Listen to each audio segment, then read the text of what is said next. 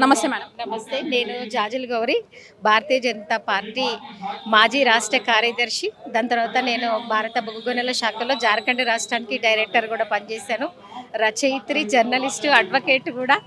ముఖ్యంగా భూమి బిడ్డను. సికింద్రాబాద్లో కంటోన్మెంట్లో పుట్టిన భూమి బిడ్డను నేను. చెప్పండి. ఈరోజు ఫోన్ ట్యాపింగ్ వ్యవహారంలో మన ధర్నా చౌక్లో ధర్నా చేపట్టారు. మరి ఇంత సడన్గా దీనికి చేపట్టడానికి కారణం ఏంటంటే ముఖ్యంగా మనకందరికీ కూడా తెలుసు, ఫోన్ ట్యాపింగ్ వ్యవహారం అనేది ఎంత దారుణంగా కూడా టీఆర్ఎస్ ప్రభుత్వం కప్పిపుస్తూ వస్తూ ఉందో. ఇందులో ముఖ్యంగా కేసీఆర్ కూతురు కల్వకుంట్ల కవిత, ఆయన కొడుకు కేటీఆర్, వీళ్ళు ట్విట్టర్ టీళ్ళు ముఖ్యంగా ఐటీ నుంచి ఐటీ శాఖ మంత్రిగా ఆయన పనిచేసిన వ్యవహార తీరుని కూడా ఎవరు కూడా విమర్శించాల్సిన అవసరం లేదు. ముఖ్యంగా నీళ్ళు, నిధులు, నియామకాలు అనే విషయంలో విద్యార్థుల ప్రాణాల బలిదానాల మీద మరియు రచయితల, కవులు, కళాకారుల, ముఖ్యంగా తెలంగాణ ప్రజల ఆకాంక్షల మేరకు తెలంగాణ వచ్చిన సందర్భంలో ఒక పార్టీ మాత్రమే, కానీ అందుకుపించుకున్న నేపథ్యంలో కాంగ్రెస్తో కుమ్మక్కయి తనకు ముఖ్యమంత్రిని ఇవ్వను అన్న కారణంగా వచ్చేసేసి తెలంగాణ ప్రకటించుకున్న కేసీఆర్ నీచమైన చరిత్ర. సిద్దిపేటలో కనుక ప్రతి ఒక్కరిని అడిగితే తెలుస్తుంది వాళ్ళ కుటుంబం యొక్క నీచమైన చరిత్ర ఎంత దారుణంగా ఉంది. అట్లాంటి వాళ్ళు అంటే ఒక వ్యక్తిత్వం లేని వ్యక్తులు కనుక రాజకీయాలలో వస్తే ఏ విధంగా ఉంటుంది అనేది ఈరోజు ఫోన్ ట్యాపింగ్ వ్యవహారంలో మనకు చూస్తే తెలుస్తూ ఉంది. ఎందుకంటే ఎంతటి నీచానికైనా దిగజారే వ్యవహారం. ముఖ్యంగా ఐపీఎస్లని కూడా చేతిలో పెట్టుకొని వాళ్ళ ద్వారా ఎక్కడికక్కడ ఫోన్ ట్యాపింగ్లు చేస్తూ మనం చూస్తున్నాం. ఈరోజు మన పెద్దలందరూ లక్ష్మణ్ గారి ఆధ్వర్యంలో ఈరోజు ఫోన్ ట్యాపింగ్ వ్యవహారంలో ఇక్కడ భారతీయ జనతా పార్టీ సభ నడుస్తూ ఉంది. వ్యతిరేకంగా ఫోన్ ట్యాపింగ్ వ్యవహారానికి వ్యతిరేకంగా ముఖ్యంగా ఎవరు రారు.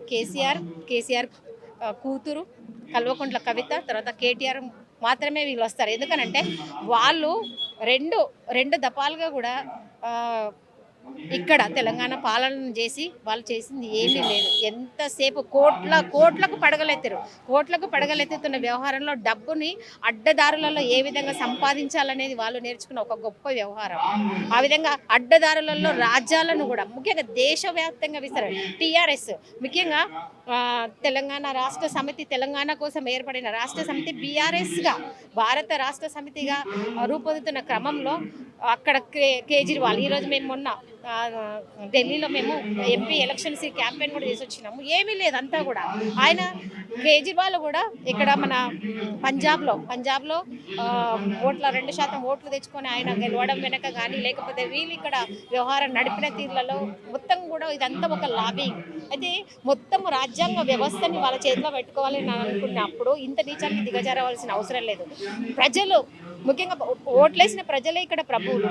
వాళ్ళ సంక్షేమాన్ని మరిచి తుచ్చమైన వాళ్ళ కోరికలని లేదా వాళ్ళ ధన దాహానికి ఈరోజు ఫోన్ ట్యాపింగ్ వ్యవహారాన్ని తీసుకురావడం, అందులో ముఖ్యంగా మొత్తము భారతీయ జనతా పార్టీ అధ్యక్షులని, ఆ తర్వాత అందులో ఉన్న ప్రధానమైన వాళ్ళనందరినీ కూడా ముఖ్యంగా బిఎల్ సంతోష్ గారిని, కేంద్ర స్థాయిలో బిఎల్ సంతోష్ గారినితో సహా వదలకుండా వాళ్ళు ట్యాపింగ్ చేశారు అంటే శిక్ష పడవలసిందే కంపల్సరీ. వాళ్ళకి శిక్ష పడి తీరుతుంది. ఇది తథ్యము. ఇట్లాంటి నాయకత్వం తెలంగాణకు అవసరం లేదు. ఇప్పుడే మీ మాటల్లో విన్నాం, ఢిల్లీ ఎలక్షన్ కంపెనీలో మీరు ప్రచారం చేశారని, అంతా మండుటెండలో 50 డిగ్రీ సెంటీగ్రేడ్లో ఉంది అని మేము వింటున్నాం వార్తల్లో. మరి మీరు ఎలా చేశారు ప్రచారం? सबका साथ, सबका विकास, सबका विश्वास, इसके लिए सबका प्रयास.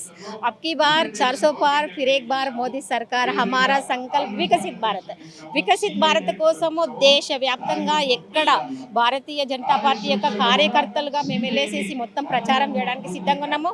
కాకపోతే అక్కడ ఏంటంటే కేంద్ర ప్రభుత్వం, ఢిల్లీలో కేంద్ర ప్రభుత్వం ఉన్న కూడా ఎంతోమంది కింది స్థాయిలో అంటే కార్పొరేటర్లు గెలిచినా కూడా, వార్డు మెంబర్లుగా గెలిచినా కూడా అక్కడ కేజ్రీవాల్ ప్రభుత్వం ఉన్న ఒకే ఒక కారణంగా ఎమ్మెల్యేలు కూడా కేజ్రీవాల్ ప్రభుత్వం ద్వారా ఆమ్ ఆద్మీ పార్టీ ద్వారా ఉండడం ద్వారా వాళ్ళు ఏ విధంగా కూడా కనీసము వాళ్ళకు ఉచిత కరెంటు ఉచిత ప్రయాణము, తర్వాత ఉచిత మంచినీళ్ళు ఇచ్చేసేసి ఇళ్లలో మజా చేసుకోమన్నారు. ఎంత అసహ్యంగా ఉంటుందంటే అసలు చీపురు పార్టీ ఏదైతే ఉందో చీపుర్లని కప్పుకొని నిద్రపోతున్నారు.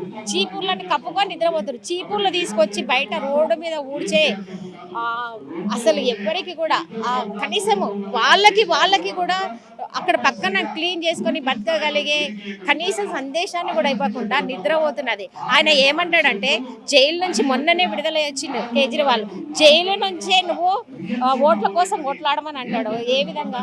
నీకు సొంత వ్యక్తిత్వమే లేదు. నువ్వు సొంత వ్యక్తిత్వం లేని ఒక మామూలు వ్యక్తివి.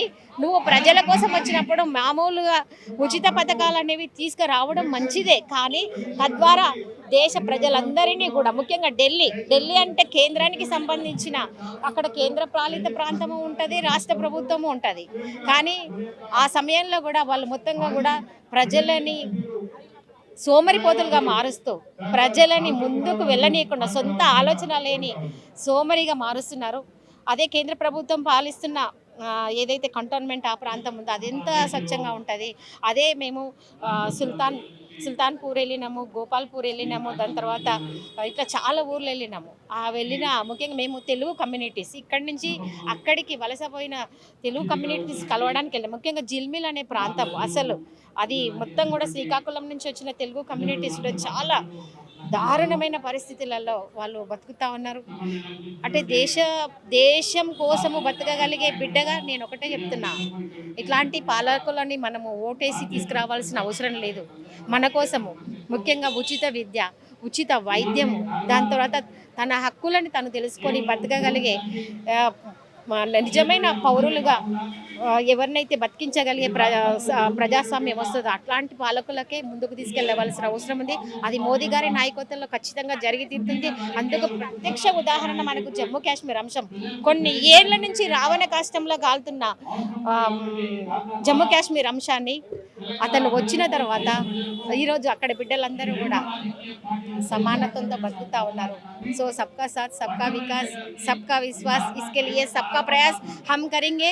అబ్కి బార్ మోదీ సర్కార్ 400 పార్ కర్కే దిఖాయేంగే. కేజ్రీవాల్తో పాటు కవిత కూడా లిక్కర్ స్కామ్లో అరెస్ట్ అయ్యారు. మరి మీరేం అక్కడికి వెళ్ళినప్పుడు మేము అక్కడ రాడిసన్ బ్లూ హోటల్ చూసి పక్కన నవ్వుకున్నాం. ఎందుకంటే రాడిసన్ బ్లూ హోటల్ 1 సంవత్సరము 2 సంవత్సరాల పాటు కల్వకుంట్ల కవిత పేరు మీద ఒక సూట్ బుక్ అయ్యింది అక్కడ. అందులో కూర్చొని కల్వకుంట్ల కవిత మొన్న సిబిఐ కూడా ఒక వ్యాఖ్యానం చేసింది. ఏమనంటే ఈమెను గనక బయటికి గనక వదిలితే కేజ్రీవాల్కైనా మనము బెయిల్ ఇవ్వచ్చు, కానీ ఈమెకు మాత్రం బెయిల్ ఇస్తే ఈమె రాజకీయంగా మొత్తాన్ని కూడా సాక్షులను బెదిరించగలిగే సత్తా కలిగిన వ్యక్తి కాబట్టి ఈమెకి ఇయ్యము అని అన్నారు. అంటే ఎంత డేంజర్ షీఈజ్, ఎంత డేంజర్ ఆ అమ్మాయి. తెలంగాణ బిడ్డ అయ్యి ఉండి అక్కడికి వెళ్ళి కేజ్రీవాల్ని కూడా బుట్టలో దింపి జాగృతి సంస్థ ద్వారా, ఆమె ఎంపీగా ఉన్న సమయంలో జాగృతి సంస్థ ద్వారా ఒక మంత్రికి కూడా పదవి పోయింది. ఆమె జాగృతి సంస్థకి డబ్బులు ఇచ్చిన కారణంగా, ఆమెకు ఫండ్ ఇచ్చిన కారణంగా ఒక మంత్రి పదవి పోయింది. బీజేపీ మంత్రి పదవి పోయింది. అంత దారుణమైన మనస్తత్వాన్ని కలిగి ఉన్న కవితని ఈరోజు కూడా బెయిల్ రాలేదు అని అంటే నిజమే, రాదు. సిబిఐ కూడా సైతం ఎన్నో సాక్ష్యాలని చేతిలో పట్టుకొని రెడీగా ఉన్నది. ఎందుకనంటే అంత నీచమైన వ్యక్తిత్వానికి తెలంగాణ బిడ్డలు దిగజారిద్రా? కవిత నీ స్వార్థం కోసం నువ్వు దిగజారినావు. అట్లా అని తెలంగాణ బిడ్డలంతా ఈ విధంగానే ఉంటారా? లేదు, తెలంగాణ బిడ్డలు మాలాగుంటారు. దేశం కోసం, ధర్మం కోసం, మా భూమి కోసం ప్రాణాలను ఇవ్వడానికి కూడా సిద్ధంగా ఉంటారు. అట్లాంటి కవిత ఏ రోజుకైనా శిక్ష పడి తీరవలసింది. అదే కాకుండా ఇప్పుడు ఫోన్ ట్యాపింగ్ వ్యవహారం ఏదైతే ఉందో శిక్ష ఆమెకు వాళ్ళ అన్నకి, తద్వారా వాళ్ళని ప్రోత్సహించిన కారణంగా తండ్రికి వీళ్ళకి పట్టుకొని తీరుతారు. కవిత ఎప్పుడైనా బతుకమ్మ పాట మీద అలా ఉంటుండే, మరి ఇప్పుడు ఏమని, మరి ఇప్పుడు ఇలా అందరిని మహిళల్ని జాగృత కమిటీ అని మహిళలది వేసుకొని తెలంగాణ మహిళల్ని బాగా జాగృతపరిచారు దేశాల్లో. ఎందుకంటే లిక్కర్ స్కామ్గా ఆమె ఎదిగిన తీరుకి ఆమెను చూసుకొని మేమందరూ, అంటే తెలంగాణలో మహిళలందరూ ఆమెను చూసుకొని సమాజంలోకి వస్తున్నారు. రాజకీయాల్లో నన్ను చూసుకొని ఆమెను చూసుకొని బలపడితే ఆమె వెనకాల తోక పట్టుకొని లిక్కర్ స్కాముల కోసం వెళ్ళాలి. మన తెలంగాణ ఆత్మ గౌరవాన్ని కించపరిచిన మహిళ ఎవరైనా ఉన్నారు అంటే అది కల్వకుంట్ల కవిత గారు ఒక్కళ్ళే. ఆవిడ ఇప్పుడు ఇందాక అక్క చెప్పినట్టు హోటల్లో కూర్చొని లిక్కర్ స్కామ్లో ఇప్పుడు ఆ హోటల్కి వెళ్ళి కూర్చున్నా కూడా ఒక తెలంగాణ నుంచి మహిళలు అదే గుర్తుకు వస్తూ ఉంటుంది తప్పితే మంచి కార్యక్రమంకి వెళ్ళినా కూడా ఓ తెలంగాణ నుంచి వచ్చిన మహిళల అని ఆమెకు వెన్నుగా వచ్చామని అనుకుంటారు. కాబట్టి కవిత అనే ఆవిడ ఇవిడ బతుకమ్మ పండుగను తీసుకొచ్చిన ఆవిడే కాదు, జాగృతం నేను చేసిన ఆవిడే కాదు, అన్ని సంవత్సరాల క్రితం నుంచి కూడా బతుకమ్మ అనేది ఉంటూనే ఉంది. ఇది తెలంగాణ ఆత్మగౌరవానికి ప్రతీకగా బతుకమ్మ పండుగ వచ్చింది. అది కవితమ్మ ఆత్మగౌరవంగా వచ్చింది కాదు, అది మనమందరం గుర్తుపెట్టుకోవాలి. మొదట బతుకమ్మ గురించి నేను ఒక మాట చెప్తా. మా అమ్మ లక్ష్మమ్మ, జాజుల లక్ష్మమ్మ, లోతుకుంట సికింద్రాబాద్ జాజుల బాయి మీద కంటోన్మెంట్ మీద పుట్టిన బిడ్డగా నేను చెప్తా. చిన్నప్పుడు మా అమ్మ చాలా పాటలు పాడేది, ఒక 100 పాటలు. అందులో మా అమ్మ, నా పేరు గౌరమ్మ, నాతో పని చేయించడానికి ఆమె ఒక జానపదాన్ని వాడే, ఒకటి కదా అట్లా చాలా. రావు రావు గౌరమ్మ రావు మా ఇంటి దాకా, రవంత బంగారము నీకు నేను రైక జయింతుగాని. ఇవన్నీ ఒకప్పుడు తెలంగాణ, నేను ఒక రచయిత్రిని కూడా. తెలంగాణ మౌఖిక సాహిత్యము మూలాలు కొన్ని వందల సంవత్సరాల నుంచి తెలంగాణ రక్తంలో ఉన్నాయి. అది ఆమె వచ్చి నేను చేసినంటే ఆమె చిత్తులమ్మ అనే డ్యాన్స్ చేయడానికి వచ్చింది తప్ప ఇంకా దేనికి రాలే. మేము జాజుల గౌరీ అని చూడండి, తెలంగాణ మౌఖిక సాహిత్యం మీద అనర్గళంగా మేము చేసిన సర్వే కానీ అనర్గళంగా దాని మీద వ్యాఖ్యానించగలగడం, అనర్గళంగా పాడగలగడం అనేది తెలంగాణలో ఉన్న ప్రతి బిడ్డ, ప్రతి కింది స్థాయిలో ఉన్న ఎస్సీ బీసీ బిడ్డలందరూ కూడా ఈ పాటలు పాడతారు. అందరి ఇళ్లలో బతుకమ్మలు ఉన్నారు. వీళ్ళు వచ్చి ఈరోజు నేను ఒక మాట అడుగుతా, మేము తెచ్చినాం ఈరోజు అంటున్నారు కదా. కల్వకుంట్ల కవిత, నువ్వు మీ నాయనతో ఉన్నన్ని రోజులు కోట్లాది రూపాయలు నువ్వు పెట్టుకొని నువ్వు ఎక్కడెక్కడ బతుకమ్మలను చేసినావు. రెండోసారి వచ్చినప్పుడు మరి నువ్వు ఎందుకు నువ్వు చేయలేదు అంటే మీకు దీని ద్వారా ఎన్నో కోట్ల రూపాయల ఫండ్ మీ చేతికి వస్తే మీరు బతుకమ్మలు ఆడిచ్చేసేసి జనములందరినీ తీసుకొచ్చి చిందులేపించారు. కానీ నిజంగా బతుకమ్మలు ఆడేవారు నిజంగానే ఉన్నారు. గ్రామీణ ప్రాంతంలో ఆ కాలానికి తగ్గట్టుగా పువ్వులు పూస్తాయి, ఆ కాలానికి తగ్గట్టుగా చెరువులు నిండుతాయి, ఆ కాలానికి తగ్గట్టుగా దసరా నవరాత్రులు వస్తాయి. నవరాత్రి ఉత్సవాలలో మనం ఆడతాం.